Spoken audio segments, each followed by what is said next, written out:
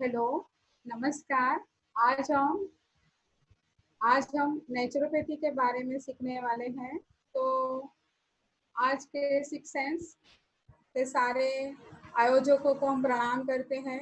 आपने अच्छी तरह से यहाँ इस कार्यक्रम का आयोजन किया है, इतने लोगों को आप शिक्षा ज्ञान प्रदान कर रहे हो, तो आपका हम धन्यवाद व्यक्त करते हैं। उसी के साथ में आज का हमारा विषय है नेचुरोपैथ विषय। तो नेचुरोपैथ में हम किसे नेचुरोपैथ कहते हैं? नेचर क्योर, प्राकृतिक चिकित्सा पद्धति। इसी प्रकार से अलग अलग प्रकार की नाम से नेचुरोपैथ पद्धति जानी जाती है। तो ये प्राकृतिक चिकित्सा पद्धति किसे कहते हैं, उसको हम समझने का प्रयास करें।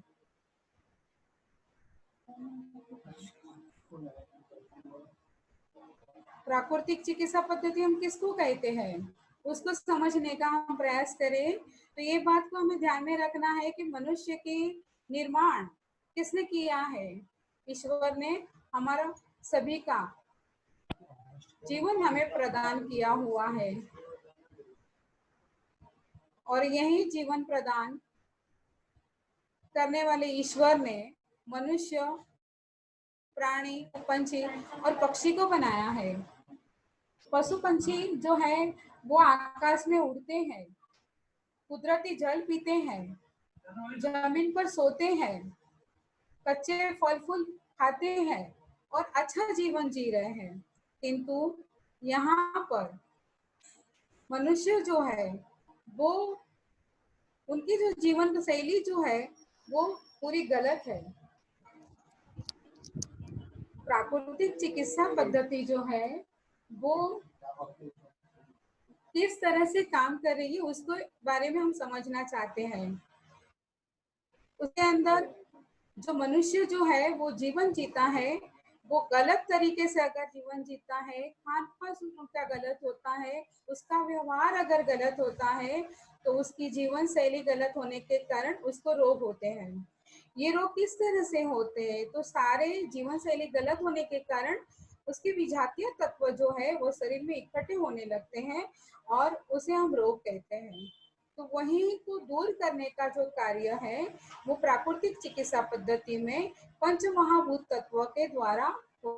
तो ये पंच महाभूत तत्व यानी आकाश, वायु, जल, अग्नि और पृथ्वी तत्व, और उसी के साथ में है महातत्व को जोड़ा हुआ है। तो ये पंच महाभूत तत्व के माध्यम से मनुष्य को, उसको उसके रोग से निवृत्त किया जाता है, रोग से उसे दूर किया जाता है। तो ये पंच महाभूत तत्व के माध्यम से हमें ये सीखना है कि किस तरह से ये साधन जो है वो कार्य करता है। पहला देखेंगे हम आकाश तत्व। तो आकाश तत्व जो है वो हमारा किस तरह से काम करता है? तो उस आकाश तत्व में हम देखते हैं कि अलग अलग साधन में उपवास जो है वो महत्वपूर्ण कार्य करता है। उपवास के अंदर के साथ साथ मौन है, उसी के साथ में हम संयम लेते हैं, निद्रा लेते हैं, उसी के साथ में ब्रह्मचर्य का पालन किया जाता है, सदाचार की क्रिया होती है। तो ये सारे धनों के माध्यम से हमें आकाश तत्व जो है वो प्राप्त होता है, और उसी आकाश तत्व में उपवास जो है वो सबसे बड़ा सम्राट उसे कहा गया है। तो वो आकाश तत्व उपवास के माध्यम से हम किस तरह से प्राप्त कर पाएंगे उसके बारे में हमने काफी जानकारी प्राप्त की है। उपवास यानी ऊपर वास करना, ईश्वर के करीब जाना, ईश्वर के सानिध्य में पहुंचना, और ये प्रणाली के हमारे शरीर के जो विजातीय तत्व जो है उसको बाहर निकालने की जो ये प्रक्रिया है, ये एक औषधि प्रक्रिया है, और उसके माध्यम से हम अपने आप को ठीक करते हैं। तो नाना प्रकार के हम उपवास करते हैं, और उस नाना प्रकार के उपवास में हम एकोहर उपवास है, प्रातःकालिक उपवास है, सायंकालिक उपवास है, फिर उसी के साथ में रसाहार है, और उसी के साथ में हमारा हम देखेंगे तो फलाहार है, साप्ताहिक उपवास है, और फिर उसी के साथ में हम देखेंगे तो 15 दिन का हम जो लघु उपवास है, दीर्घकालिक उपवास है, नाना प्रकार के हम उपवास करते हैं। तो उपवास करने के कारण हमारे आत्मिक बल जो है वो हमारा मजबूत होता है, हमारे सारे शरीर के विजातीय तत्व जो है वो ठीक हो जाते हैं, तो त्वचा हमारी सीमित हो जाती है, हमें काम करने की जो शक्ति है, स्फूर्ति है, वो हमें प्राप्त होती है, ओजस हमें प्राप्त होता है। और इसके कारण ये उपवास शैली जो है उसको सम्राट कहा गया है। उसी के साथ में हम लेंगे तो दूसरा सबसे बड़ा जो तत्व है वो है हमारा महातत्व। तो महातत्व में क्या होता है, तो जिसे ईश्वरीय शक्ति जो कहते हैं, ऊर्जा जो कहते हैं ईश्वर की, वो ईश्वर की शक्तियों के ऊपर श्रद्धा रखना है, और वो काम जो करता है वो महत्त्व कार्य करता है। अगर एक बात ही समझ लीजिए कि हम बीमार होते हैं और डॉक्टर के पास जाते हैं, अस्पताल में हम दाखिल हुए हैं और हमारी अंतिम घड़ी हम के सांस ले रहे हैं, डॉक्टर ने बहुत सारे प्रयत्न किए हुए हैं, और उसी समय पर डॉक्टर जब भी हार जाते हैं तो हमें कहते हैं कि अभी आप भगवान से प्रार्थना कीजिए, अब मेरे पास कोई चारा नहीं है। और उसी समय पर दुआ करने से वो दुख टल जाता है और वो इंसान की जान बच जाती है। यही ईश्वरीय शक्ति जो है वो महातत्व है। हमने टीवी में एड देखी हुई है कि उस एड में क्या बताते हैं महातत्व के बारे में। एक छोटी सी बालिका है और वो हॉस्पिटल में एडमिट है, और उसी समय पर एक वृद्धा नारी भी एडमिट है, लेकिन वार्ड बॉय बोलता है कि ये वृद्ध दादी माँ जो है वो बचने वाली नहीं है। क्यों नहीं बचे? क्योंकि वो बहुत बीमार है और उसके कारण वो अभी गई। जब ये बात वो बच्ची सुनती है तो तुरंत वहां से फोन लेकर आती है, और उसके अंदर जो मंत्र था वो मंत्र दादी माँ को सुनाती है, और ये दादी माँ रोज सुनती है। तो उसका परिणाम क्या होता है कि दादी माँ जल्दी ठीक हो जाती है और घर निकल पड़ती है। तो ये वार्ड बॉय को बहुत ही बड़ा आश्चर्य होता है, यानी दवा से दुआ काम आती है। यही महत्व की बात हमें इसी के द्वारा सीखने को मिलती है कि जब ईश्वर के ऊपर हम आस्था रखते हैं, श्रद्धा रखते हैं, तो उसकी जो एनर्जी है, उसकी जो ऊर्जा है वो हमें प्राप्त है, और उसके माध्यम से हम ठीक होते हैं। हमने आकाश तत्व देखा, महतत्व देखा। तीसरा जो है वो है हमारा वायु तत्व। वायु बढ़ाए आयु, यानी वायु के द्वारा, वायु हमारा प्राण है, प्राण है तो जीवन है, जीवन है तो गति है, और गति है तो हम अच्छी तरह से अपना जीवन सफलता पूर्वक प्राप्त कर सकते हैं। तो यही वायु के माध्यम से हम अपने आप को किस तरह से ठीक रखा जाए, उसके लिए हम करते हैं योगासन, करते हैं प्राणायाम करते हैं, और प्राणायाम के माध्यम से ही हम प्राण ग्रहण करते हैं, और उसके माध्यम से हमारा आयु जो है वो बढ़ जाती है। तो ये प्राण को लंबाना यानी प्राणायाम करना। तो प्रकार के हम प्राणायाम करते हैं, अनुलोम विलोम करते हैं, भस्त्रिका प्राणायाम करते हैं। उसी के साथ में हम देखेंगे तो हमारे उज्जैनी प्राणायाम है, शीतली प्राणायाम है, सितकारी प्राणायाम है, और इस अलग अलग प्राणायाम के माध्यम से हम अपने आप को ठीक करते हैं। अभी देखिए कि अभी हमारी कोरोना की महामारी चल रही है, और उस समय पर उसका जो प्रभाव है वो हमारे लंग्स के ऊपर पड़ रहे हैं। तो लंग्स को मजबूत करने के लिए अगर हम अनुलोम करते हैं तो उसके द्वारा हम अपने आप को अच्छी तरह से ठीक कर सकते हैं। तो यही वायु तत्व जो है वो प्राणायाम की प्रक्रिया के माध्यम से हम अपने आप को ठीक करने का काम कर सकते हैं। तो ये बात आ जाती है हमारी वायु तत्व में प्राणायाम प्राप्त करना, प्राणायाम से अपने आप को ठीक करना। और दूसरा जो है वही वायु तत्व में दूसरी प्रणाली आती है, दूसरा साधन जो आता है वो है हमारा मसाज। तो मसाज वायु तत्व में क्यों गिना जाता है? तो जब भी हम मसाज करते हैं तो हमारी त्वचा की जो सतह है उसके अंदर के रोमकूप जो है घर्षण करने से और सहजता से वहां पर हाथ हिलाने से वो रोमकूप खुल जाते हैं और रोम को खुल जाने के कारण वहाँ की नाड़ियां जो है नीचे की सतह की वो क्रियावत होती है और वहीं रक्त वाहिनियां जो है वो संचारित होकर पूरे शरीर में वो रक्त का संचार होने लगता है। यही मसाज के माध्यम से हम अपने विजातीय तत्व जो अपने शरीर के अंदर है उसको निकालने का कार्य मसाज के माध्यम से करते हैं। तो नाना प्रकार के मसाज के प्रकार है, उसमें महत्व के जो है वो मुख्य दो प्रकार हम समझने का प्रयास करेंगे। एक तो है प्राकृतिक मसाज और दूसरा है हमारा वैज्ञानिक मसाज। तो प्राकृतिक मसाज के अंदर प्रकृति में सीधी एक बात हो जाती है कि समझ लीजिए कि मेरा सिर दर्द कर रहा है और सिर दर्द कर रहा है तो सहजता से मेरा हाथ माथे पर जाता है और वही हम सहलाने लगते हैं तो अपने आप ही मेरा सिर जो है वो ठीक हो जाता है। तो उसी तरह से ही ये हमारे एक सहज भाव से हाथ वहां माथे पर गया और अपने आप ही वहां मैंने सहलाया और मेरा सिर जो है वो ठीक हो गया। एक प्राकृतिक तरीके से हमने उसको मसाज दिया, शरीर ठीक हो गया, सिर ठीक हो गया। दूसरा एक छोटा सा नन्हा सा बच्चा बहुत रो रहा है, माँ देख रही है, माँ तुरंत बच्चे को रोते हुए देखकर उठा लेती है गोद में उठाने के बाद में और उसको थपथपाती है।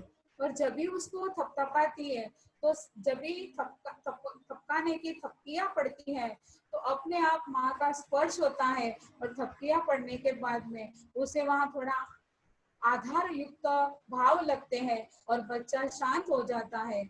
ऐसे ही कई बार देखते हैं कि छोटे बच्चे होते हैं तो छोटे बच्चों को पेट में दर्द होना शुरू हो जाता है, गैस बढ़ जाती है और या तो उसको उसके देखते कि सोच क्रिया बराबर नहीं हुई है, वो पेशाब नहीं कर पाया, कोई भी क्रिया के कारण उससे पेट में दर्द हो रहा है, गैस बढ़ गई है, उसके कारण पेट में दर्द हो रहा है और वो बच्चा तो बोल नहीं पा रहा है लेकिन वो जोर जोर से रो रहा है और रोते हुए उस बच्चे को देख कर आती है और तेल लगकर पेट के ऊपर मलती है और उसके कारण पेट पर मलने के कारण उसे थोड़ी राहत होती है। अगर गैस हुआ है तो गैस निकल जाती है, टट्टी की कोई शिकायत थी तो टट्टी हो जाती है। तो इस तरह से जो बाधा थी वो बाधा मुक्त होने के कारण वो बच्चा ठीक हो जाता है, फिर से वो हंसते खेलने लग जाता है। तो यही जो प्राकृतिक चिकित्सा पद्धति के अंदर मसाज जो है वो एक प्राकृतिक पद्धति से अपने आप ही अनौपचारिक पद्धति से हो जाता है, वो हमारी क्रिया हो जाती है मसाज की प्राकृतिक चिकित्सा पद्धति की प्राकृतिक प्रणाली। फिर दूसरा जो प्रकार है वो मसाज का वैज्ञानिक पद्धति का है। उस वैज्ञानिक पद्धति के अंदर हम क्या करते हैं कि विज्ञान के ज्ञान के द्वारा यानी कि हमारे शरीर के अवयवों का ज्ञान और उसी के साथ में भिन्न भिन्न जो प्रक्रिया है शरीर के जो भिन्न भिन्न अवयव जो है उस अवयवों का ज्ञान प्राप्त करके उस विज्ञान की पद्धतियों की मदद के द्वारा हम जो मसाज करते हैं वो हमारी पद्धति हो गई वैज्ञानिक पद्धति का मसाज। और उस पद्धति के द्वारा हम अपने रोगियों के अलग अलग जो विजातीय तत्व जो इकट्ठे हुए शरीर में उसको बाहर निकालने का कार्य करते हैं और ये हो गई हमारी मसाज की पद्धति। जब मसाज किया जाता है इसमें उसकी मांसपेशियां जो है उसी के साथ उसका रक्त वाहिनियां जो है वो अच्छी तरह से काम करने लगती है, शरीर में लचीलापन आने लगता है, शरीर की जो शक्ति है जीवनी शक्ति जो है वो बढ़ जाती है, विजातीय तत्व जो है उसके शरीर के वो निकलने लगते हैं।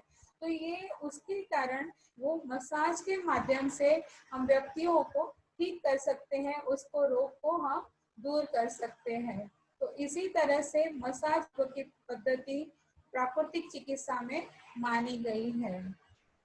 फिर हम देखेंगे ये वायु तत्व के हमने दो साधन देखे, एक तो साधन हमारा था मसाज और दूसरा था हमारा प्राणायाम, योग के माध्यम से हमने प्राणायाम किया।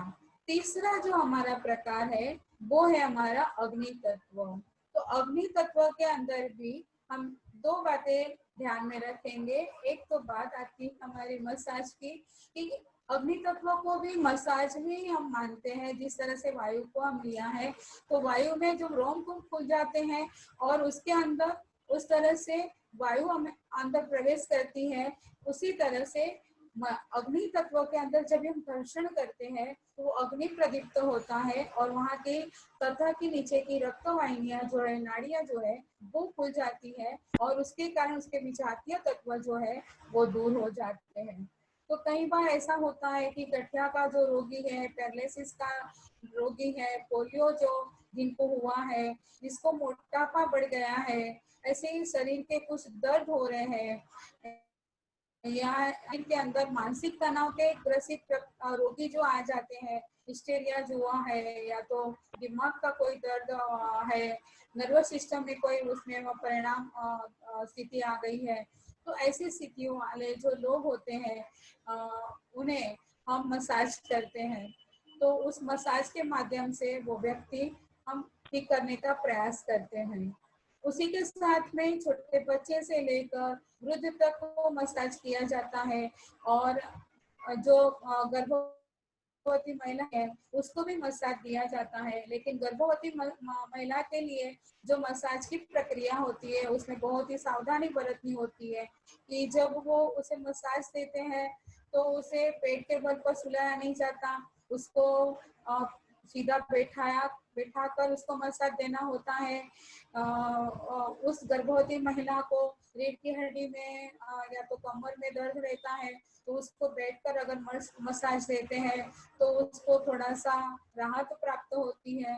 उसी के साथ में जब 9वां महीना शुरू होने के पूर्व जो होता है उस समय पर बच्चा जल्दी से अच्छी तरह से उसका जन्म हो, तो उसके लिए भी उसके योनि मार्ग के पास में छोटे से हम चिमटे के द्वारा, हाथ की उंगलियों के द्वारा उसको मसाज देते हैं, तो वहाँ वो भाग जो खुल जाता है और उसकी डिलीवरी में अच्छी तरह से सुरक्षा पूर्वक वो बच्चे को जन्म दे पाती है। तो ये प्रक्रिया महिलाओं के लिए होती है। फिर छोटा जो बच्चू है उसको जो मसाज दिया जाता है, तो वहाँ ये बात होती है कि हम कहीं लोग ऐसे होते हैं कि छोटे बच्चे को जब मसाज देना होता है तो घर के लोग नहीं देते और बाहर की जो गाय होती है वो मसाज देती है। लेकिन ये बात हमें ध्यान में रखना है कि जब भी माँ है या तो घर की दादी जो है वो जब बच्चे को मसाज देती है तो वो जो आत्मीयता होती है, जो ऊर्जा होती है, वो ऊर्जा उस बच्चे को अच्छी तरह से प्राप्त होती है, सकारात्मकता प्राप्त होती है और वो बच्चे को जो हमें जिस तरह से मसाज देकर उसके सारे जो शरीर के जो नव शिशु के हस्त जो हाथ है, उसकी पिंगलियां जो है, उसके जो सांधे जो है, उसके कमर का भाग है, पीठ का भाग है, उसको अच्छी तरह से मलने से, सहजता से मलने से उसकी हड्डियां जो है वो मजबूत होती है। और ये समय देते समय हमें एक बात ध्यान में रखनी है कि हमें सहजता से सावधानी पूर्वक शरीर के जो छोटे बच्चों होते हैं उसकी हड्डियां कमजोर होती है तो सावधानी पूर्वक उसको हमें मसाज देना है। और उसी समय पर हमें अगर गाय का घी का उपयोग करते हैं तो बहुत ही ज्यादा उत्तम होता है। और उसके माध्यम से घी के द्वारा या तो हम देखेंगे कि बादाम का जो तेल है उसके माध्यम से हम अगर मसाज करते हैं तो उसका लाभ बच्चे को अधिक मात्रा में होता है। फिर मसाज देने के बाद में उसको हम सुलाते हैं, तभी उसे धूप देते हैं। तो धूप देने का बाद में हमें ये ध्यान रखना है कि उसके जो पैर है वो पैर धूप में रहे और उसका माथा छांव में रहे। और ये बात को ध्यान में रखे 2 मिनट 1 मिनट इस तरह से उसको धूप में रखना है। और ऐसे मसाज करने से बच्चे की जो हड्डियां हैं वो मजबूत होती है और अच्छी तरह से बच्चा नींद भी लेता है। तो ये बच्चों का मसाज हो गया। बड़ों का मसाज जो है वो हम लोग जब भी मसाज की प्रक्रिया शुरू करते हैं तो उसमें ये बात हमें ध्यान में रखनी है कि हमारे पैरों से लेकर हमें माथे की ओर जाना है।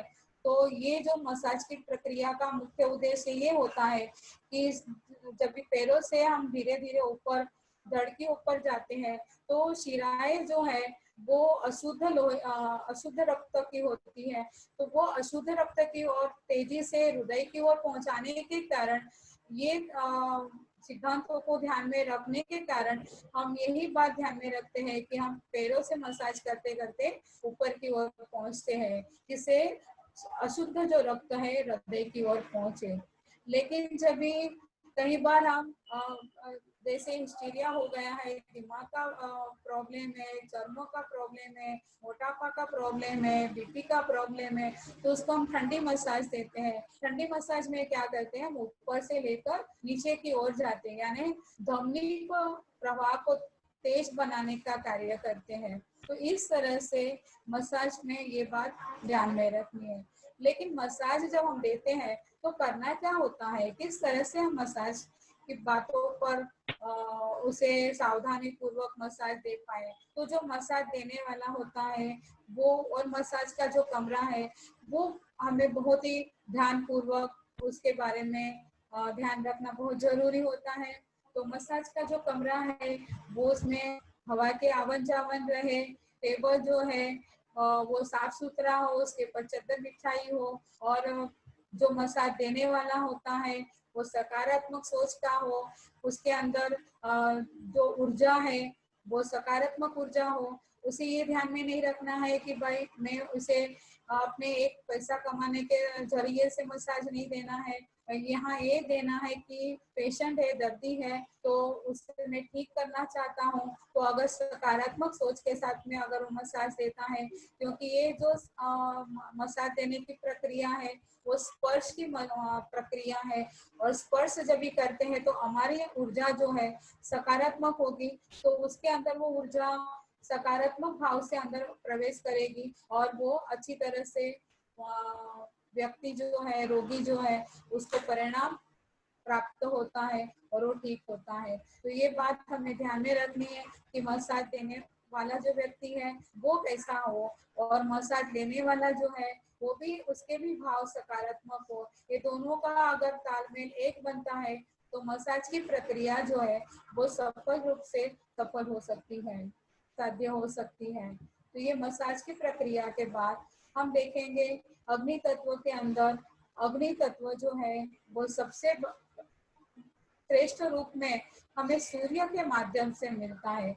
सूर्य देवता जो है वो जब अगर ना होते तो ये सृष्टि के अंदर जो प्राणी है, मनुष्य जो है, पेड़ पौधे हैं, वो ही हो नहीं पाते, ये होते ही नहीं।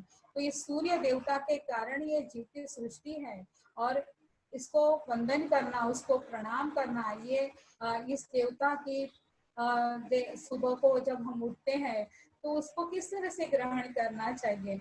तो पहले जब भी हम स्नान करने के पश्चात जल से अर्घ्य देते हैं, तो ये अर्घ्य देने की जो प्रक्रिया है हमारी वो कैसी होनी चाहिए।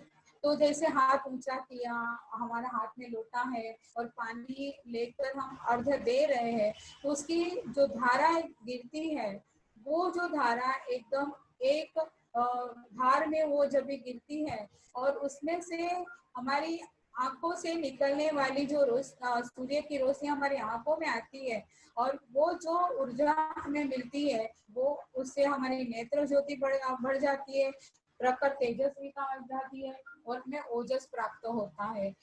तो ये मसाज की अग्नि तत्व में सूर्य के ये अर्घ्य देने की प्रक्रिया से हमें ये लाभ होता है।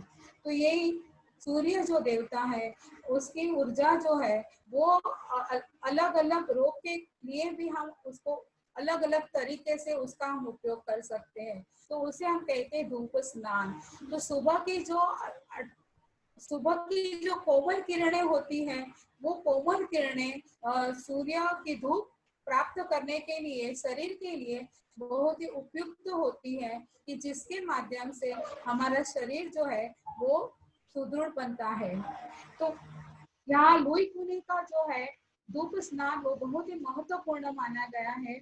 कि जहाँ जैसे कि जो दर्दी होता है, रोगी होता है, उसको धूप में सुलाने के लिए एक प्रक्रिया की जाती है। वो प्रक्रिया ऐसी होती है कि जब एक एक पैरों से लेकर उसको धीरे धीरे धूप 5-5 मिनट के अंतर पर हमें उसको धीरे धीरे अंग शरीर के पैरों से लेकर घुटनों तक, घुटनों से लेकर जांघ तक, पेट तक, और इस तरह से हमें शरीर के एक एक अंग उपांगों के ऊपर ऊपर की ओर आना होता है। तो यहाँ धूप उसको इस तरह से देनी है, लेकिन ये देते समय हमें एक और सावधानी बरतनी है कि उस समय पर हमारा माथा जो है वो छांव में होना चाहिए। माथे के ऊपर गीला किया हुआ गमछा जो है वो ओढ़ना होता है। अगर ये सावधानी बरतते हैं तो ये धूप की जो प्रक्रिया है उसमें होने वाले जो लाभ है वो हमें अच्छे तरीके से प्राप्त हो सकते हैं। तो ये धूप धूप स्नान से हमें क्या प्राप्त होता है, किस रोग को हम लोग ठीक कर सकते हैं और किस तरह से हम उसको ठीक कर सकते हैं। तो कई प्रकार के ऐसे रोग हैं कि हड्डियों के विटामिन डी जो है वो यहाँ से हमें सूर्य की किरणों के माध्यम से प्राप्त होते हैं। तो हड्डियों का दर्द है, संधिवात का, गठिया का जो दर्द है, त्वचा संबंधी कई विकार है और उसी के मानसिक कोई तनाव है, तो ऐसे रोगियों के लिए हम अगर धूप स्नान करवाते हैं तो उसका लाभ हमें अधिक मात्रा में प्राप्त होता है। ऐसा जरूरी नहीं है। धूप स्नान सभी ने लेना चाहिए। अगर सुबह के अर्ली मॉर्निंग पर कोमल किरणों की जो धूप होती है वो धूप हम लोग प्राप्त करते हैं, लेते हैं, तो उसके कारण सभी को उसकी ऊर्जा मिलती है, जिसको हम कहेंगे कि धूप स्नान। ये बहुत ही सुबह की अर्ली मॉर्निंग की धूप स्नान प्राप्त करने से शरीर में भी जातीय तत्व निकल जाते हैं और जीवनी शक्ति हमारी जो है वो बढ़ जाती है। तो ये धूप स्नान से हमें अधिक लाभ होता है। चिकित्सा के एक महत्वपूर्ण एक साथ, तो उस समय पर उसके जो किरणें हैं हमें ऐसे सफेद रंग के प्रकाशित दिखते हैं, किंतु उसके अंदर वो सप्तरंगी ये सूर्य किरण के किरणें हैं। तो उसमें 7 रंग उसके साथ में सम्मिलित है। जैसे देखेंगे तो लाल, उसी के साथ में हमारा नारंगी कलर, पीला कलर, हरा कलर, आसमानी कलर, नीला डार्क कलर और बैंगनी कलर। इस प्रकार की ये जो 7 रंगों का, यानी कि ऐसा चित्र हम लोग देखते हैं सूर्य का, जब भी चित्र देखते हैं तो उसमें 7 रथ दिखाए, 7 घोड़े दिखाए हैं और उसमें सूर्य भगवान उस रथ को खींचते हैं। अर्थात ये 7 रंगों के 7 रंग जो है वो उसके प्रतीक है, घोड़े के प्रतीक के रूप में वो दिखाई दे। तो उसी तरह से ये सप्त रंगों के माध्यम से हम सूर्य किरण चिकित्सा भी कर सकते हैं। उसमें क्या किया जाता है कि ये सारे जो रंग है उसके अलग अलग गुण है और उस गुण के माध्यम से हम किस प्रकार का रोग होता है उस रोग का आधार लेकर उस रंगों के माध्यम से हम उसको ठीक करने का प्रयास करते हैं। तो सीधी बात है कि जब ये लाल रंग है तो हम देखते हैं कि बहुत ही वो तेज होता है। तो ये तेज रंग जो है वो किस काम में आता है कि अगर बहुत दर्द होता है, पोलियो का पेशेंट है, या तो पैरालिसिस हुआ है, संधिवात है, गठिया का रोगी है, उस व्यक्ति को अगर लाल रंग का उपचार किया करवाया जाए तो उसका बहुत ही हमें अच्छा लाभ होता है। फिर उसी के साथ में हम देखेंगे तो नारंगी रंग का जो है वो अगर पाचन क्रिया के अंदर कोई बाधाएं है तो उसको ठीक करने के लिए, और उसी के साथ में कहीं हमें दर्द होता है उसको ठीक करने के लिए वो नारंगी रंग का उपयोग हमें अच्छी तरह से उसका लाभ होता है। और पीला जो रंग है वो भी हमें पाचन क्रिया को ठीक करने के लिए उसका उपयोग किया जाता है। और हरा रंग जो है वो बहुत ही शांत होता है। तो शांत रंग जो है हमारे शरीर के अंदर समझिए कि नाना प्रकार की जो त्वचा संबंधी रोग होते हैं, फुफ्फुसिया होती है, उसको बाल अगर हमारे झड़ते हैं तो उसको ठीक करने के लिए वो हरा रंग बहुत ही हमें उपयुक्त होता है। उसी तरह से हम देखेंगे आसमानी रंग जो है वो शरीर की त्वचा संबंधी रोग है या तो मानसिक तनाव का जो कोई प्रॉब्लम हो जाता है उसको ठीक करने के लिए या तो हमारे कब्जियां जो रहती है उसको ठीक करने के लिए भी उसका उपयोग किया जाता है। और अंत में जो है हमारा बैंगनी जो रंग है वो भी हमारे मानसिक तनाव को ठीक करने के लिए, मन को शांत करने के लिए, निद्रा लाने के लिए उसका उपयोग किया जाता है। लेकिन ये रंग चिकित्सा की किस प्रकार से की जाती है तो उसमें हम अलग अलग प्रकार की कांच की बोतल लेते हैं और उस कांच की बोतल में पानी भरा जाता है। उसमें थोड़ा सा ऊपर का हिस्सा जो है वो हम खाली रखते हैं और उसमें लकड़ी का बुश से वो पानी भरा जो है उसको ढक देते हैं और लकड़ी की पट्टी के ऊपर सुबह को 10 बजे से लेकर 5 बजे तक उसको सूर्य की किरणों पे चार्ज दिया जाता है और उस बोतल जब भी चार्ज हो जाती है तभी वो पानी का 24 घंटों के बाद में उसका उपयोग किया जाता है। लेकिन अगर इसमें एक बात ध्यान में रखनी है कि जो लाल पानी एक ऐसा ही पानी है कि जो तेज होता है और वो पानी हम बाहर की में लगाने के लिए उसका उपयोग करते हैं, उसको हम ग्रहण नहीं कर सकते। अगर ग्रहण करते हैं तो अंदरूनी भागों में शरीर के आंतरिक अवयवों के अंदर उसमें हमें हानि पहुंच सकती है, नुकसान पहुंच सकता है। तो ये बात हमें ध्यान में रखनी है। और बाकी के जो रंग के बोतल है उसका हम पीने के लिए और बाहर के भागों में लगाने के लिए दोनों तरीके से उसका हम उपयोग कर सकते हैं। उसी के साथ में देखते हैं तो जिस तरह से हम पानी चार्ज किया उसी तरह से हम तेल को भी चार्ज कर सकते हैं और तेल को भी यानी अलग अलग प्रकार के जो तेल है उस कांच की बोतल में भरा जाए और उसी के साथ में उसको 30 से 40 दिनों तक अगर सूर्य की किरणें दी जाए और ये जिस तरह से पानी को हमने लकड़ी के पट्टी पर रखा था और लकड़ी के बुश लगाकर उसको जब सूर्य की किरणें देते हैं तो वो 30-40 दिनों के अंदर जो है वो चार्ज हो जाता है और वो चार्ज हुआ तेल जो है वो हम मसाज के रूप में हम उसका उपयोग कर सकते हैं और उसके माध्यम से हमारे शरीर के जो विजातीय तत्व जो है टॉक्सिन्स जो है उसको हम निकाल सकते हैं और शरीर को हम ठीक कर सकते हैं। तो ये हो गया हमारा अग्नि तत्व। और उसके बाद में हमारा आता है जल तत्व।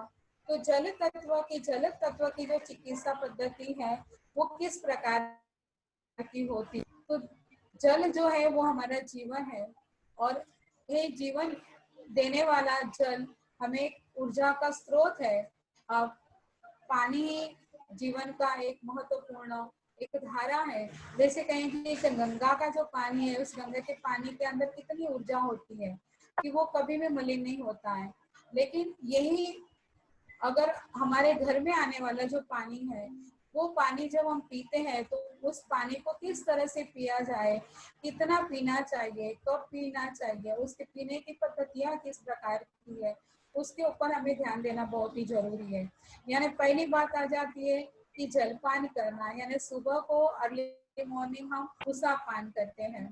तो ये उषा पान की जो महत्वपूर्ण पद्धति है वो ये प्राचीन काल से ऋषि मुनियों की देन है और वो उषा पान करने से हमें इतना बड़ा लाभ होता है कि जब भी रात भर का जो सलाइवा होता है उस सलाइवा के मुंह में रहने से पानी जब पीते हैं और वो पानी पेट में जाता है तो वो पूरे पेट के अंदर के जो हमारी विजातीय तत्व जो है वो मल के माध्यम से बाहर निकल जाता है और हमारा पेट साफ हो जाता है। तो उसका पान हमारे लिए बहुत ही महत्वपूर्ण है।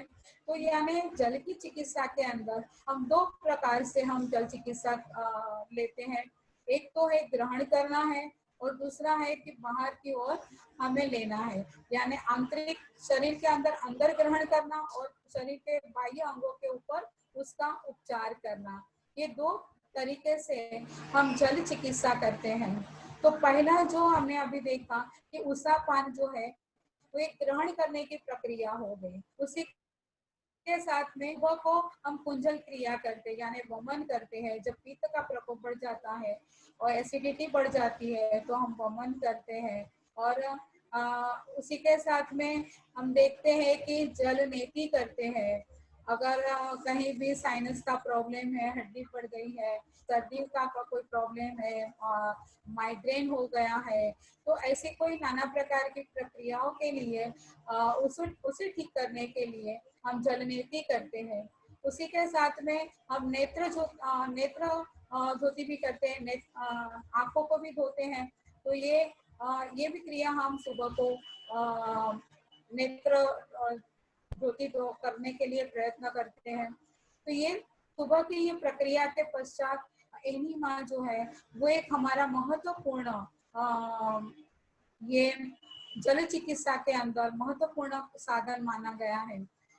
जैसे हम उपवास करते हैं उसी समय भी हम एनिमा लेते हैं, और जिसके कारण पूरा जो हमने खाना नहीं खाया है, लेकिन उस समय जो बड़ी आंत में जो कचरा जमा होता है उसको उपवास के समय पर वो निकालने का जो कार्य है वो एनिमा उपवास के समय पर जिस तरह से काम करता है, उसी तरह से हमारे शरीर के अंदर हम खाते हैं और बड़ी आंत में वो जमा होता है, और उस जमे हुए मल जो है वो हमारे शरीर के ऊपर के भाग में, शरीर के भाग में वो गैस के रूप में पनपता है। तो जहां जहां वो विजातीय तत्व उसके इकट्ठे होने लगते हैं, तो उसके कारण हमें अलग अलग प्रकार के जो रोग होते हैं उसको बाहर निकालने का जो महत्वपूर्ण कार्य है वो एनिमा के माध्यम से हम कर सकते हैं। तो ये एनिमा किस तरह से लिया जाता है, तो उसमें भी हम दो प्रकार से यानी कहेंगे कि एनिमा का जो छोटे बच्चे से लेकर वृद्ध तक सभी को एनिमा दिया जाता है। और उसमें देते समय ये बात हमें ध्यान में रखनी है कि उसका उस समय पर उसका पेट थोड़ा खाली होना चाहिए, कि जिस तरह से उसको एनिमा के समय में देते समय कोई दिक्कत ना आए। उसको उल्टा सुला कर, यानी कि पूरे पहले सो जाता है पेट के बल पर, और फिर वो इस तरह से उसके हम एनस के मार्फत हमारी जो नली है वो नली दाखिल करते हैं। 1 लीटर का ऊपर के भाग में एक जो कैन होता है, एनिमा का पोर्ट होता है, वो पोर्ट के माध्यम से उसको अंदर पानी देने का प्रयास करते हैं। और ये एक तरीका हो गया। दूसरा है कि बाएं और फुलाकर उसे एनस के मार्फत नली डालकर फिर वो एनिमा दिया जाता है।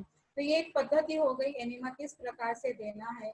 लेकिन एनिमा में अलग अलग प्रकार के पानी बनाए जाते हैं, जिसके उसके अलग अलग लाभ होते हैं, कि जैसे नींबू का पानी बनाया है, गुनगुना पानी बनाया है, कि ठंडा पानी है।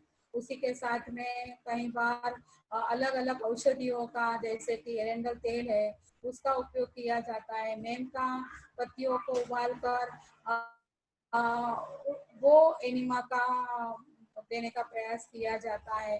कई बार पालक जो है, ऐसी सब्जियां जो है उसको लेकर एनिमा दिया जाता है। कई बार हम लोग देखते हैं कि जो गेहूं के जो जवारे होते हैं उसका रस निकाल कर, यानी ग्रीन ग्रास का रस निकाल कर उसका भी एनिमा दिया जाता है। तो ये अलग अलग ये एनिमा की पद्धतियों के द्वारा उसके जो विजातीय जो किस प्रकार के हैं उसको ध्यान में रखते हुए, यानी त्वचा संबंधी रोग है या गठिया का रोग है, डायबिटीज है, या उसे माइग्रेन का प्रॉब्लम है, या उसके मस्तिष्क संबंधी कोई विकार है, तो ये अलग अलग प्रकार के रोगों को ध्यान में रखते हुए उसको एनिमा दिया जाता है। ये जल चिकित्सा की बहुत ही महत्वपूर्ण पद्धति है। फिर बाहर की ओर जल को ग्रहण यानी बाहर की ओर शरीर के अवयव, हम मेहन स्नान करवाते हैं, कटी स्नान करवाते, गर्म पाक स्नान कराते हैं। अलग अलग प्रकार के इस प्रकार के स्नान होते हैं, और उस स्नान के माध्यम से, उस जल चिकित्सा के माध्यम से उसे अलग अलग प्रकार के रोगों के और उसका उपचार किया जाता है। जब भी हम समझ लीजिए कि रीढ़ स्नान करवाते हैं, तो अगर किसी को नींद की शिकायत है या मानसिक तनाव है या किसी को निद्रा अरे नेत्र ज्योति में कोई परिणाम कारक परिस्थिति निर्माण हुई है या हार्ट का कोई पेशेंट है, तो ऐसे नर्वस सिस्टम संबंधित कोई विकार है, तो ऐसे जो पेशेंट है उसके लिए अगर बुखार आया है, ज्वर आया हुआ है, तो ऐसे दर्दियों को हम रीढ़ स्नान देते हैं और उसके माध्यम से उसको हम ठीक कर सकते हैं। उसी के साथ में देखेंगे कटी स्नान करवाते हैं, मेहन स्नान करवाते हैं। तो कटी स्नान में हम कमर तक का पूरा जो है वो टब में रहता है और पैर उसके बाहर रहते हैं। माथे के ऊपर ठंडा गमछा रखा जाता है, उसके पूर्व उसे पानी पिलाया जाता है। और जब भी वो दो प्रकार से अगर हम लोग जब भी कटी स्नान करवाते हैं, तो पहले धीरे धीरे उसको नॉर्मल यानी अपने शरीर के टेम्परेचर वाला जो पानी है उस पानी में बिठाकर उसको 5 मिनट 10 मिनट के समय दौरान उसको उस प्रकार से कटी कटी के रखकर और उस टब में बिठाया जाता है, पैर बाहर होते हैं और धीरे धीरे वो पेट के ऊपर वो गमछे से पूरा उसको मलते हैं। तो ऐसी स्थिति में अगर कोई बहनों को यूट्रस संबंधी कोई विकार है, भाई को प्रोस्टेट ग्लैंड संबंधी विकार है या उसी के साथ में पेट के संबंधित कोई विकार है, कमर के कोई दर्द है, तो इस प्रकार के जो कोई भी विकार है उस विकार को ठीक करने के लिए ये कटी स्नान बहुत ही महत्वपूर्ण हो जाता है। उसी के साथ में मेहन स्नान भी, मेहन स्नान का तरीका में थोड़ा सा ये होता है कि टब के अंदर एक लकड़ी का टेबल आ जाता है और उस टेबल के ऊपर उस दर्दी को बिठाया जाता है, पैर उसके बाहर होते हैं, लकड़ी के ऊपर पैर को रखे जाते हैं, माथे पर गमछा रखा जाता है और उसी तरह से उसके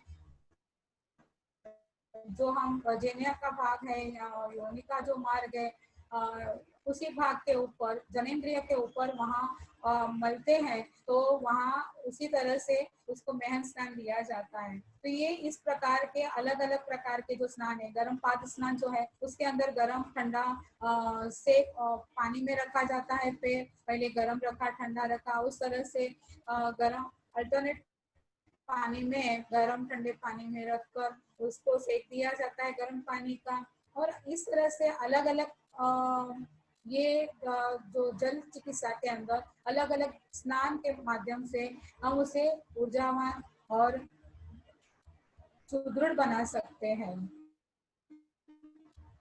उसी के साथ तो मिट्टी चिकित्सा और आहार चिकित्सा, ये दो चिकित्सा इसके अंदर सम्मिलित है। तो मिट्टी चिकित्सा के अंदर क्या होता है कि हम कहते हैं ना कि मिट्टी में ही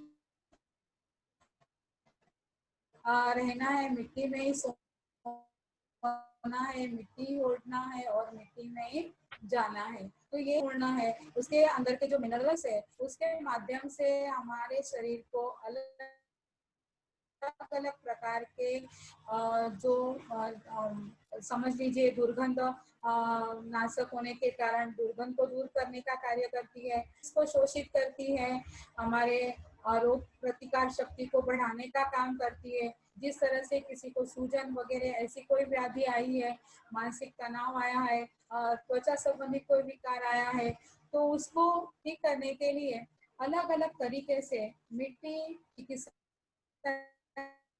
की जाती है।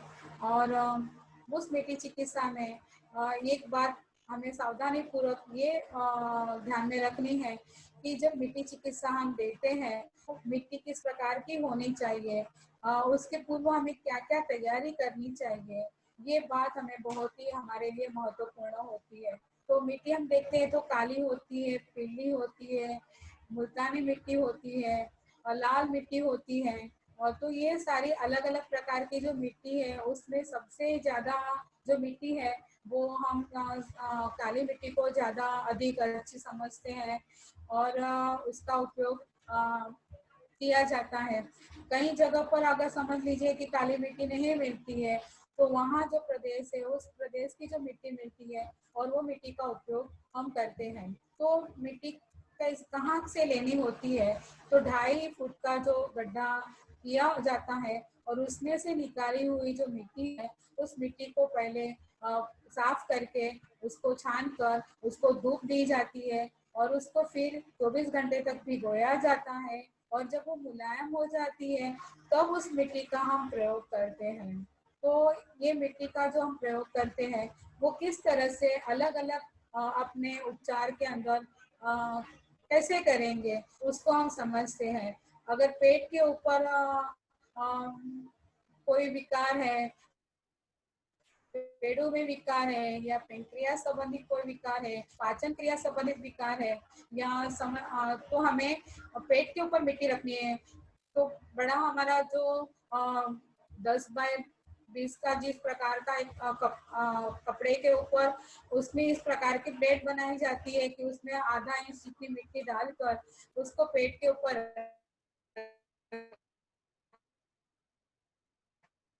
रखा जाता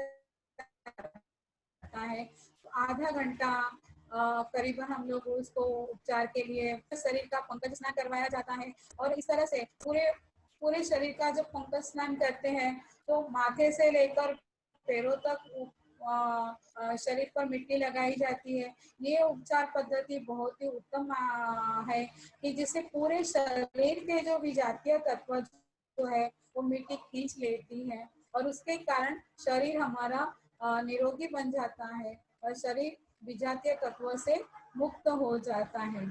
तो ये मिट्टी चिकित्सा हमारे लिए बहुत ही महत्वपूर्ण है। तो यही हम लोग देखते हैं कि हमारे घर के जो साधन संपत्ति वपराश की जो चीजें हैं उसमें भी हम कई साधनों का उपयोग अगर खाने के किचन में देखें तो मिट्टी का मटका जो है उसको हम पीते हैं तो उसके मिनरल्स जो है वो हमारे लिए बहुत ही महत्वपूर्ण होते हैं। वो उसी के साथ में मिट्टी में अगर हम लोग खाना पकाते हैं तो वो हमारे लिए जो बर्तन में पकाए हुए खाना और मिट्टी में पकाए हुए खाना उसमें बहुत ही फर्क होता है। उसके मिनरल्स जो है वो घटक जो है वो हमारे खाने भोजन के अंदर मिल जाते हैं तो उसका हमें अधिक लाभ होता है। तो इस तरह से इसका उपयोग हम घर के साहित्यों के अंदर भी मिट्टी के बर्तनों का उपयोग करके उसका हम लोग लाभ उठा सकते हैं। तो ऐसे नाना प्रकार से मिट्टी का हम उपयोग कर सकते हैं। कई बार देखते हैं कि अगर कभी विष विषारी कोई जंतु है या तो सर्प है उसी ने काट लिया है तो उस समय पर अगर मिट्टी का लेप लगाते हैं, कोई भौरे ने काटा हुआ है या मधुमक्खी ने काटा है या बिच्छू ने काटा है, ऐसी स्थिति में अगर मिट्टी का घोल कर उसको लगाते हैं तो उसका लाभ बहुत ही हमें अच्छी तरह से प्राप्त होता है। वो पूरे विष को खींच लेता है। उसमें एक और बात ध्यान में रखनी है कि जब भी ये हम मिट्टी को घोलते हैं तो मिट्टी के ही बर्तन में घोलना होता है और उसको हमें कभी अपने हाथों से नहीं घोलना है। लकड़ी का उपयोग करना है क्योंकि लकड़ी उष्णता का आवाहक है। तो इसको ध्यान में रखते हुए मिट्टी को बर्तन में घोल कर मिट्टी को लगाना है। और जब भी अगर सर्प ने काटा है तो ऐसे उसको बड़ा गड्ढा खोदा जाता है।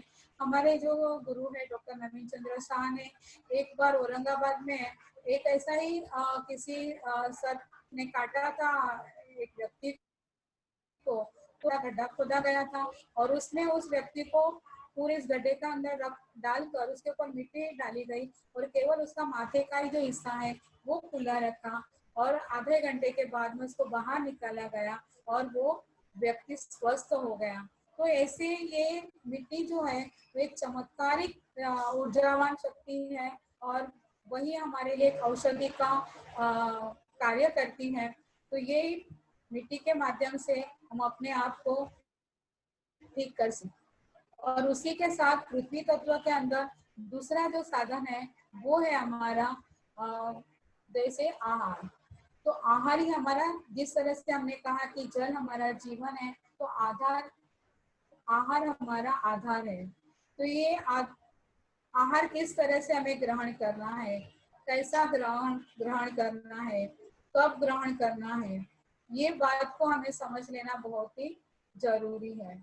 कृष्ण ने यही बात हमें बताई है कि गीता के अंदर कि 3 प्रकार के आहार है हमारे, सात्विक आहार, राजसिक आहार और तामसिक आहार। तो ये तीनों प्रकार के आहार में सबसे अच्छा आहार हम सात्विक आहार मानते हैं। तो ये सात्विक आहार कैसा होता है कि जिसमें सत्व जिसमें से सत्व गुण प्राप्ति हमें हो, ऐसा आहार खाने से सात्विक गुणों की प्राप्ति हो। तो ये ऐसा आहार हमें कैसे प्राप्त होता है, किस तरह से मिलता है, किसमें मिलता है, किस कैसे बनाने से प्राप्त होता है। तो जो कच्चा आहार है, जितने कच्चे सलाड है, वो कच्चे सलाड के माध्यम से हमें सात्विक आहार हमें प्राप्त होता है। और जितना हम कम पकाए, जितना हम तेल मिर्च मसाला कम डालें, तो वो कम मिर्च मसाला डालने से वो जो पकाया हुआ आहार है वो सात्विक आहार हो जाता है। और जैसे सात्विक आहार ग्रहण करते हैं तो सात्विक सात्विक विचारधारा हो जाती है, जीवन शैली जो है हमारी। तो यही दूसरा आहार जो है राजसिक आहार है, उसमें नाना प्रकार के व्यंजन होते हैं, तेल होते हैं, मसाले होते हैं, उसी के साथ में उसको अधिक मात्रा में मिर्च मसाला डालकर हम प्रयत्न करते हैं अच्छा भोजन, स्वादिष्ट भोजन खाने का। लेकिन ऐसा भोजन खाने से एक राजसिक चंचल भाव हमारे भीतर जागने लगता है। तो ये भोजन खाने से भी हमें कई प्रकार की व्याधियां उत्पन्न होती है। तो ऐसे भोजन को हमें टालना चाहिए। और तीसरा जो है हमारा तामसिक आहार। तो तामसिक आहार के अंदर ये बात हमें ध्यान में रखनी है कि जब भी हम तामस आहार ग्रहण करते हैं तो हमारा स्वभाव जो है वो तामसिक बन जाता है, यानी कि आलस्य हमारे अंदर पनपने लगता है। जैसे कि हमने फ्रिज का ठंडा रखा हुआ जो आहार है वो बासी खुराक हो गया है, और वो बासी खुराक हमने ग्रहण किया है। तो ऐसे ही बासी खुराक खाने से, तो ऐसा भोजन खाने से हमारे अंदर आलस्य प्रकट जाता है और हमारे शरीर के अंदर विकार उत्पन्न होने लगते हैं, अनिद्रा होने लगती है, क्रोध आने लगता है। तो इस प्रकार का आहार हमें नहीं ग्रहण करना है। जैसे कहेंगे कि मांसाहार ग्रहण करते हैं तो वो भी एक तामसिक ही आहार है। तो इस प्रकार का आहार हमें टालना चाहिए कि जिसके कारण हम अपने रोग से बच सकें। तो ये 3 प्रकार के हमने आहार ग्रहण के प्रकार देखे। अभी यही हमारे शरीर की जो यंत्रणा हुई है वो किस प्रकार के आहार के लिए बनी है। तो मुख से लेकर पाचन क्रिया की पूरी प्रक्रिया जो बनी है वो पूरी प्रक्रिया हमारी शाकाहारी भोजन के लिए बनी है। यानी जब हम फल फूल खाते हैं और सब्जियां खाते हैं, तरकारियां खाते हैं, उसको कम पकाकर खाते हैं, उबाल कर खाते हैं, कम मसाले वाला भोजन करते हैं, तो ये शाकाहारी भोजन ग्रहण करने से हमारी जो रोग प्रतिकार शक्ति है वो हमारी बढ़ जाती है और उसके कारण हमें अच्छा उसका असर देखने को मिलता है। जीवन शैली जो है वो हमारी अच्छी बन जाती है। दूसरा है कि ज्यादा अधिक मात्रा में जो हम लोग देखते हैं कि मोड़ आए हुए जो पदार्थ है, घटक जो है, उसको हम ग्रहण करते हैं तो वहां से हमें अलग अलग प्रकार के विटामिन हमें प्राप्त होते हैं। समझ लीजिए कि मूंग को अगर हम मोड़ आए हुए मूंग को ग्रहण करते हैं तो विटामिन ए से लेकर विटामिन ई तक हमें मूंग से मूंग वाले मोड़ आए हुए जो मूंग खाते हैं उस कच्चे, तो उसका हमें लाभ होता है। लेकिन उसमें एक बात ध्यान में रखनी है कि जब हम मूंग खाते हैं तो दोपहर के टाइम में मूंग लेते हैं तो अच्छा होता है कि जिससे वो पचने में भी हमें उसका आधा अच्छा लाभ होता है। और एक मुट्ठी तक का जो अगर रोजाना कच्चे मूंग ले लेंगे तो हमारे शरीर के पूरे चेतन काया जो है वो पूरी बदल जाती है। और ऊर्जा शक्ति हमें है वो प्राप्त होती है, विटामिन हमें उसके प्राप्त होते हैं। तो ये मूंग मोड़ आए हुए खाना बहुत अच्छा है। उसी के साथ में मेथी के दाने जो है उसको हम मोड़ आके स्प्राउटेड करके उसको भी हम खा सकते सकते हैं।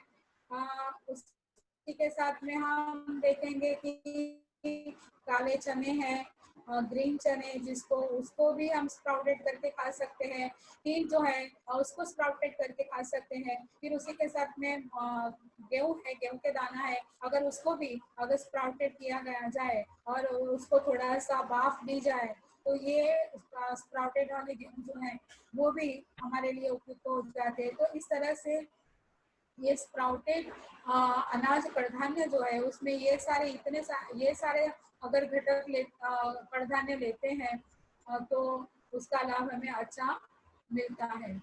दूसरी बात हमें ये ध्यान में रखनी है कि अनाज ग्रहण करते समय जो भोजन है उसमें क्षारीय भोजन और अक्षारीय भोजन अर्थात कि अल्कालाइन और एसिडिक ये दोनों की मात्राओं को हमें बहुत अच्छी तरह से समझ लेना चाहिए। हमारे शरीर के अंदर 20% भोजन हमें क्षारीय लेना 20% भोजन हमें अक्षारीय यानी एसिडिक भोजन लेना चाहिए और 80% भोजन जो है वो हमें क्षारीय भोजन लेना चाहिए।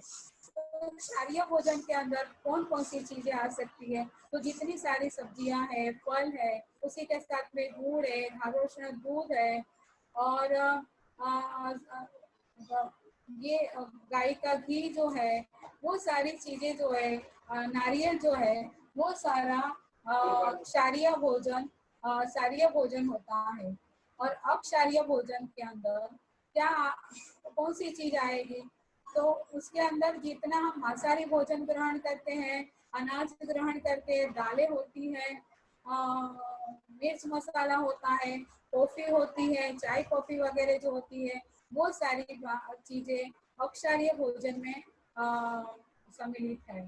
तो ये बातों का हमें अच्छी तरह से ध्यान करना चाहिए, क्षारीय भोजन और अक्षारीय भोजन।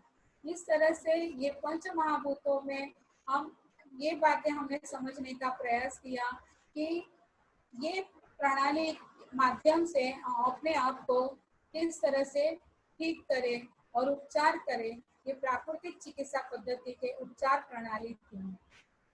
यही जब भी पद्धति का उपयोग करते हैं रोग उसमें समूचे जाते हैं। और इतना ही नहीं है कि जो रोगी है उसका उपचार यहाँ पर नहीं होता है, उसके रोगी के पूरे समूचे शरीर का उपचार होता है और उसकी पूरी काया जो कल्प है वो पूरा बदलाव हो जाता है, कायाकल्प हो जाती है और वो अपना जीवन जीने की कला सीख लेता है, जीवन जीने की शैली सीख लेता है, जीवन जीने की उसको दृष्टि प्राप्त होती है, जीवन जीने की उसे दिशा प्राप्त होती है और उसके माध्यम से वो सही तरीके से जीवन जीने लगता है। तो यहाँ ये उपचार पद्धति ये केवल अन्य उपचार पद्धति की तरह की उपचार पद्धति नहीं है, एक शास्त्रीय विज्ञान है और ये शास्त्रीय विज्ञान हमें किस तरह से जीवन जीना चाहिए, हमारा जीवन जीने का कौन सा सही तरीका है वो तरीका सिखाने का कार्य इस प्राकृतिक चिकित्सा पद्धति से, नेचर केयर पद्धति से हमें प्राप्त होता है। तो यहाँ मुझे लगता है कि आप सभी को इसकी अच्छी तरह से जानकारी प्राप्त हुई होगी। तो मैं यहाँ पर विराम देती हूँ और मैं मेरा यहाँ पर विषय को समाप्त करती हूँ। किसी को कुछ प्रश्न पूछने हैं तो पूछ सकते हैं, लेकिन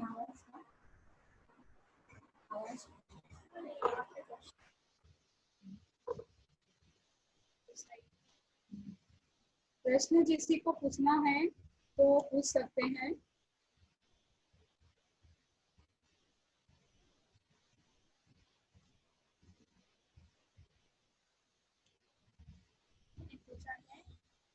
क्या पूछा है?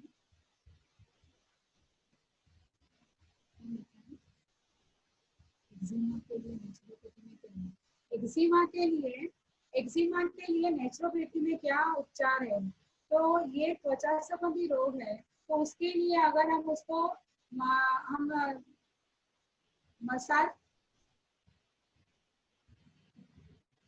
एक्जिमा के लिए जब भी हम उसको पूरे मड़ बात लेते हैं, मड़ देते हैं, पंकज स्नान करते हैं तो उसका लाभ ज्यादा अच्छा होता है। मसाज नहीं देना चाहिए उसको, उसको मिट्टी चिकित्सा करवानी चाहिए और आहार के ऊपर ध्यान देना चाहिए। सात्विक आहार अगर देते हैं तो उसका अच्छा लाभ होता है। हाँ, एसिडिटी जब होती है तो उसके लिए हम वमन करवा सकते हैं और उसके साथ में पेट के ऊपर अगर गिल्ली पट्टी रखते हैं या तो मिट्टी चिकित्सा करते हैं तो पेट के ऊपर मिट्टी चिकित्सा करने के लाभ हमें एसिडिटी के लिए होते हैं, कर सकते हैं हम। हल्दी के सेवन के बारे में बताइए। हल्दी का सेवन जो है, हाँ, हमारे प्राकृतिक चिकित्सा के अंदर एक बात ये कही जाती है कि आहारी औषधि है, तो ये बात को ध्यान में रखते हुए जितने हम आहार ग्रहण करते हैं, वनस्पतियां ग्रहण करते हैं, समझ लीजिए कि तरकारियां जो ग्रहण करते हैं उस सारी तरकारियां हैं और हमारे रसोई के अंदर जितने मसाले हैं उसमें हल्दी ले ली, काली मिर्च ले लिया, लवंग ले लिया, दालचीनी ले ली, वो सारे हमारे लिए लाभदायक है। तो हल्दी जो है वो हमारे शरीर के अंदर विटामिन सी देने का काम करती है, हड्डियों को मजबूत करने का काम करती है और जब भी हमें कहीं भी किसी भी प्रकार के अंदरूनी हमें स्राव होने लगता है तो उसको दूर करने के लिए यानी उसको रुझान लाने के लिए हल्दी बहुत ही उपयुक्त होती है। हड्डियों को मजबूत करने के लिए भी हल्दी का उपयोग किया जाता है। और आज के जो कोरोना की जो स्थिति आई है और उस स्थिति के दौरान अगर हल्दी का गर्म पानी पीते हैं तो उसमें हमें अच्छा लाभ होता है कि हमारी एक तो हमारी जो रोग प्रतिकार शक्ति जो है वो हमारी बढ़ जाती है। सर्दी के लिए उपाय बताइए। सर्दी के लिए हम नेचुरोपैथी के अंदर जल नेति कर सकते हैं और उसके माध्यम से हम अपने आप को ठीक कर सकते हैं। कोरोना न होने के लिए कोरोना दवा और हाँ जी, कोरोना न होने के लिए हमें क्या करना है, तो पहले तो है ना, जहाँ पर पहले ही बात बताई है कि हमें सामाजिक बुराइयां रखनी है, यानी कि दूर रहना, ये पहला मूलभूत हमारा एक उपाय है।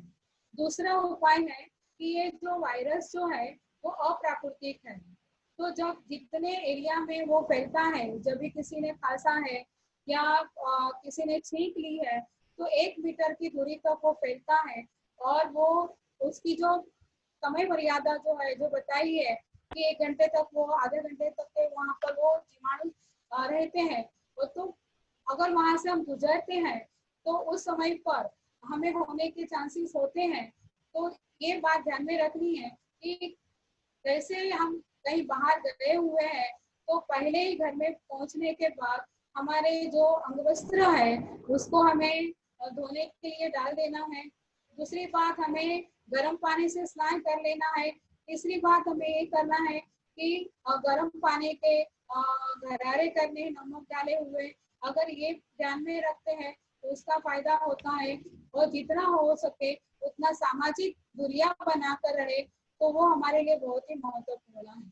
दूसरी बात है, हमारी रोग प्रतिकार शक्ति को बढ़ाने के लिए ये असर जो है लंग्स के ऊपर होता है, तो लंग्स की पावर शक्ति को बढ़ाने के लिए हमें एक बात ध्यान में रखनी है कि प्राणायाम करना है। जितना हम प्राणायाम करेंगे, अनुलोम विलोम करेंगे, भस्त्रिका प्राणायाम करेंगे तो हमारा लंग्स जो है वो अधिक मात्रा में मजबूत बनेगा और उसके कारण ये सारी चीजों से हम दूर, कोरोना से हम उसकी बाधा से हम दूर हो सकते हैं। और उसके साथ में एक बात और ध्यान में रखनी है कि कोरोना के पेशेंट से जब भी हम उससे दूर रहे तो हम उससे बच सकते हैं, ये बात ध्यान में रखनी है। सैलेड कब खाना चाहिए? हाँ, सैलेड के कब खाना चाहिए, ये बहुत बड़ा अच्छा प्रश्न है कि मैंने आपको ये बताना हमारा रह गया था कि जब खाना कितना खाना चाहिए, कब खाना चाहिए और कैसे खाना चाहिए। तो पहली बात आती है कि खाना कैसे खाना है, तो कितना खाना है, कड़ी भूख लगने पर हमें खाना है। दूसरा है चबा चबा कर खाना है, और अंजलि में समाये उतना हमें खाना खाना है। तो जब भी हम खाना खाते हैं उसके पहले अगर हम सलाद खा लेते हैं तो हमारा जो आहार है उस आहार में वो जो सलाद है उस कच्चे सलाद के अंदर की जो हमने मुट्ठी भर अगर सलाद खाया हुआ है उसमें जो हमें घटक प्राप्त होते हैं वो उसका जो शक्ति है वो शक्ति हमें पकाए हुए भोजन में नहीं प्राप्त होती है। तो खाना खाने के पूर्व अगर हम सलाद खा लेते हैं तो पकाया हुआ खुराक जो है वो हम कम खाते हैं, तो उसका लाभ हमें अधिक प्राप्त होता है। फ्रूट्स कब खाने चाहिए? ये फ्रूट्स कब खाना चाहिए, बहुत ही अच्छा प्रश्न पूछा है। कि पहली बात है कि फ्रूट को पचने में यानी देखेंगे तो वो जल्दी से पच जाता है, और उसके बाद हम कई लोगों को एक आदत होती है कि खाना खाने के बाद में वो फ्रूट खाते हैं। ये पद्धति हमारी बहुत ही गलत है। पहले फ्रूट खा लेना है और उसके बाद में थोड़ा समय के बाद में हमें खाना खाना है। तो फ्रूट पच जाते हैं और उसके बाद में हम खाना खाते हैं तो खाना भी अच्छी तरह से पचता है। लेकिन पहले खाना खा लिया और बाद में फ्रूट खाते हैं तो फ्रूट को पचने में समय लगता है, उसके जो हमें लाभ होना चाहिए वो प्राप्त नहीं होता। स्किन प्रॉब्लम्स वेट के कारण हाँ, अगर छोटे बच्चे हैं और उसको स्किन का प्रॉब्लम हुआ है तो यहाँ पर हमें एक तो उसको जो मिट्टी चिकित्सा करवानी है।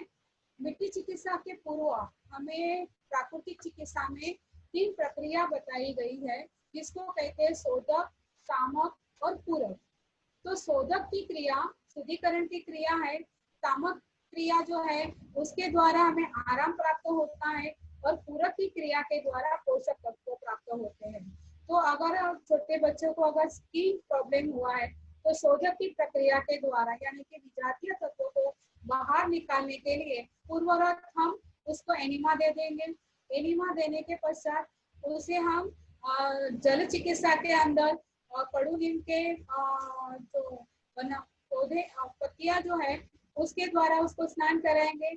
और तीसरी बात है कि हमें उसके साथ में जो मिट्टी चिकित्सा करते हैं उसमें अश्वगंधा डालते हैं, शतावरी डालते हैं, कड़ू नीम का पाउडर डालते हैं और उसके द्वारा मिट्टी चिकित्सा करते हैं तो उसका लाभ उस बच्चे को अच्छा होता है।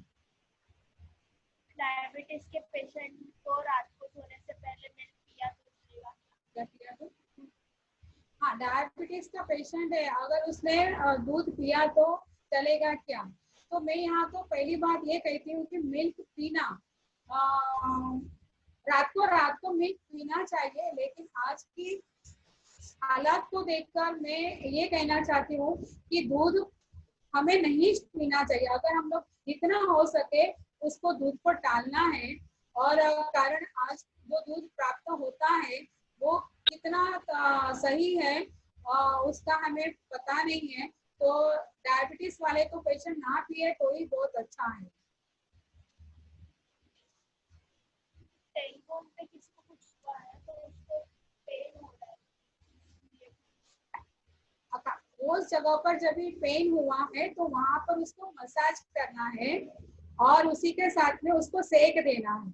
अगर सेक देते हैं तो लोकल सेक देना है। पहले लोकल सेक कैसे दिया जाता है तो हम देखेंगे कि कुकर लिया है, उस कुकर के अंदर जड़ी बूटियां में हम देखेंगे चित्र का पाला डाल दिया, कड़ू नीम का पाला डाल दिया, थोड़ी सी उसमें अजवाइन डाल दी, लवंग डाल दिया और नीलगिरी का तेल डाला और उस तेल पानी को हमने अच्छी तरह से उबाल लिया है। और उस कुकर की पाइप से अगर उसको हम भाप देते हैं तो ये जो दिक्कत आई है उसको हम दूर कर सकते हैं।